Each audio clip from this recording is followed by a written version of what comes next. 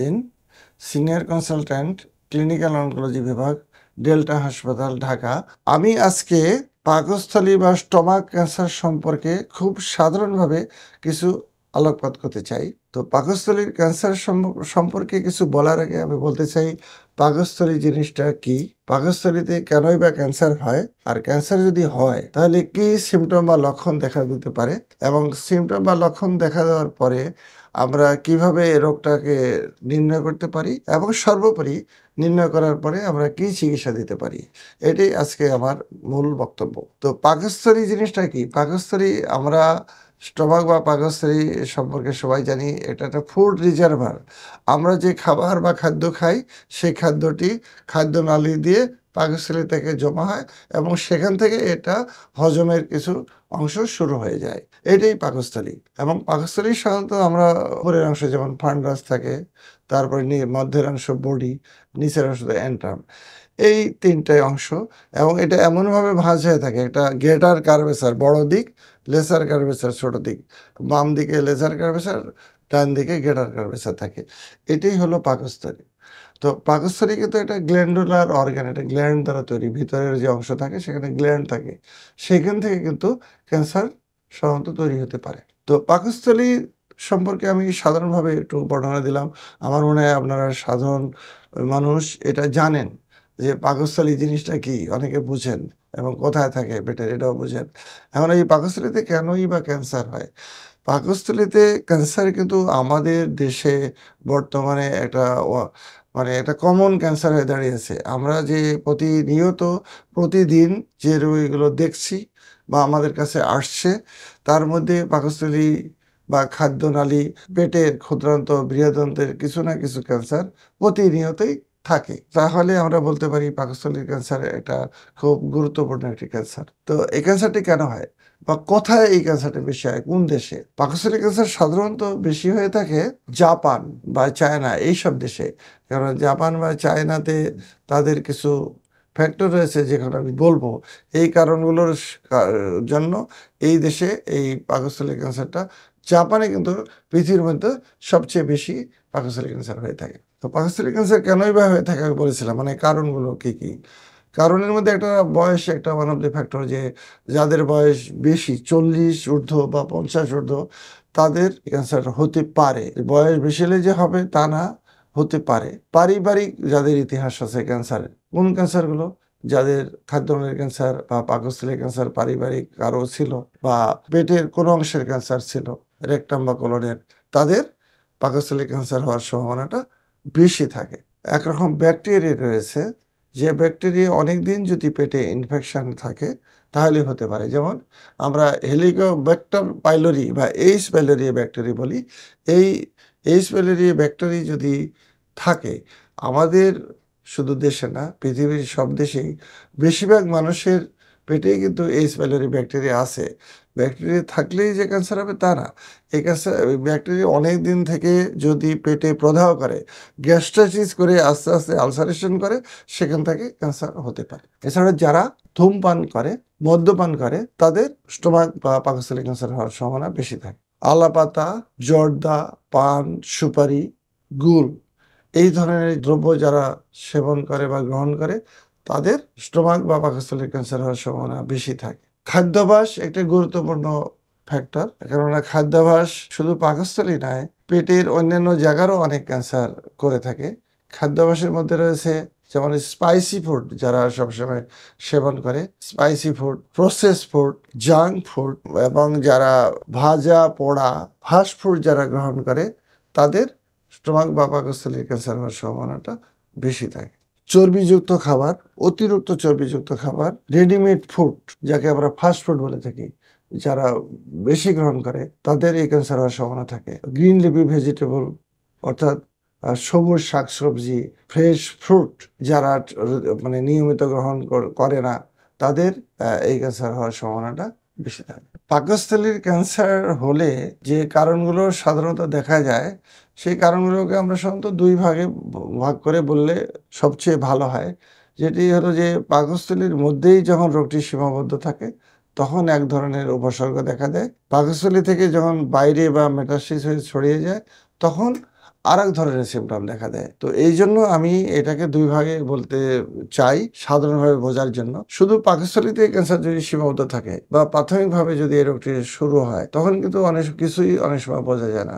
সাধারণভাবে peptic ulcer বা gastric আলসারের মতো সিম্পটম দেয়। পেটে গ্যাস হচ্ছে, পেট ফেঁপে যাচ্ছে, বমি, বমি ভাব হচ্ছে।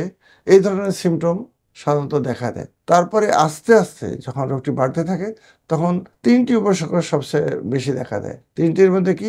অ্যানিমিয়া অর্থাৎ রক্তশূন্যতা। এরপরে যেটা হয় অ্যাসথেনিয়া অর্থাৎ খুবই দুর্বল ভাব হওয়া। আরেকটি হলো অ্যানোরেক্সিয়া অর্থাৎ খাদ্যের খুব অনীহা, মানে খাদ্য আর গ্রহণ করতে চায় না। এটাকে আমরা সহজ ভাষায় বলতে পারি ট্রিপল এ অর্থাৎ অ্যানিমিয়া, অ্যাসথেনিয়া, অ্যানোরেক্সিয়া।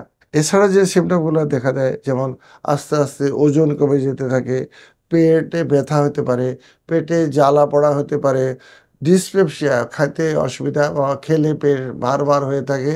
এই ধরনের সিম্পটম সাধারণত হয়ে থাকে। তারপর রোগ যখন আস্তে, আস্তে বেড়ে যায় তখন কি হয়? তখন আমি কথায় বলেছি রক্তশূন্যতা অর্থাৎ ঘা হয়ে সেখান থেকে রক্তপাত হয়। রক্তপাত হলে কি হতে পারে?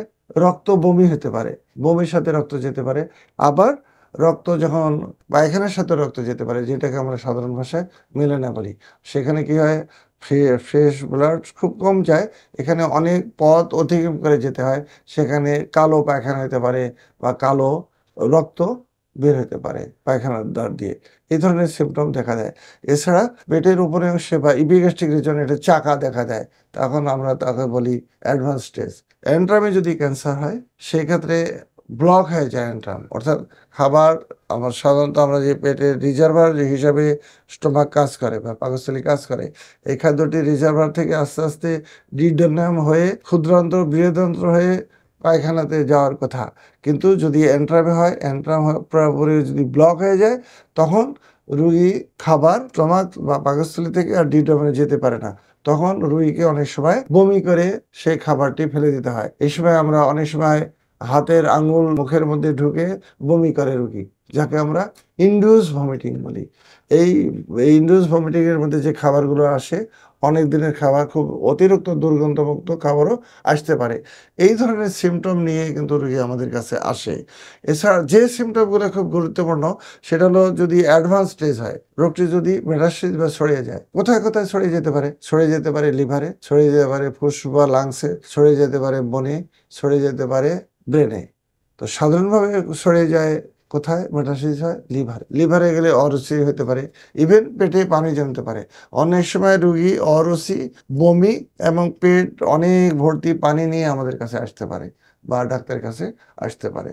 ঘাড়ে ফোলা বা নেক গ্ল্যান্ড ফুলে যেতে পারে। ব্রেনে গেলে মাথায় অনেক প্রচণ্ড ব্যথা হতে পারে, চোখে কম দেখতে পারে এবং বমি হতে পারে। হাড়ে গেলে হাড়ে ব্যথা বা বনে ব্যথা, ইভেন ফ্র্যাকচার হতে পারে। এই ধরনের সিম্পটম নিয়ে রোগী ডাক্তারের কাছে আসতে পারে। এবং সাধারণভাবে যেহেতু এই স্টোমাক ক্যান্সার প্রথম দিকে সাধারণ গ্যাস্ট্রিক আলসারের মতো সিম্পটম ডেভেলপ করে, এই জন্য অ্যাডভান্স না হলে কিন্তু অনেক সময় রোগী ডাক্তারের কাছে আসতে চায় না। সাধারণভাবে অ্যান্টাসিড বা গ্যাসের ওষুধ খেয়ে রোগ অনেক দিন চালিয়ে যায় এবং এতে হয় কি? এতে রোগটি আস্তে, আস্তে অ্যাডভান্স হয়ে যায়। এই অ্যাডভান্স অবস্থায় যে সিম্পটমগুলি দেখা দেয়, এই সিম্পটম সাধারণভাবে আমি বললাম, এই সিম্পটমগুলো নিয়েই রোগী সাধারণত ডাক্তারের কাছে আসে। স্টোমাক ক্যান্সার যখন লিভারে মেটাস্টেসিস হয় তখন জন্ডিস দেখা দিতে পারে বা পেটে পানি জমে যেতে পারে। এই জন্ডিস এবং পেট ভর্তি পানি নিয়ে রোগী সাধারণত ডাক্তারের কাছে আসতে পারে। স্টোমাক ক্যান্সার যদি হয় তাহলে কিভাবে আমরা ডায়াগনোসিস বা রোগ নির্ণয় করতে পারি? তো স্টোমাক ক্যান্সারের রোগ নির্ণয়ের একটা সহজ পদ্ধতি হলো আপার জিআইটি এন্ডোস্কোপি। এন্ডোস্কোপি দিয়ে আমরা সরাসরি দেখতে পারি যে পেটের কোন জায়গায় ক্যান্সার হয়েছে। পেটের উপরের অংশে বা লেসার কার্ভাসারে, না বডিতে, না এন্ট্রামে। যে জায়গাতে আমরা টিউমার বা আলসারের গ্রোথ পাবো সেখান থেকে আমরা একটা বায়োপসি নিয়ে আসবো। কেননা এন্ডোস্কোপিতে বায়োপসি করার একটা সুবিধা রয়েছে এবং এন্ডোস্কোপি দিয়ে আমরা টিস্যু নিয়ে এসে আমরা বায়োপসি করে আমরা কনফার্ম করতে পারি যে রোগীর স্টোমাক ক্যান্সার হয়েছে কিনা।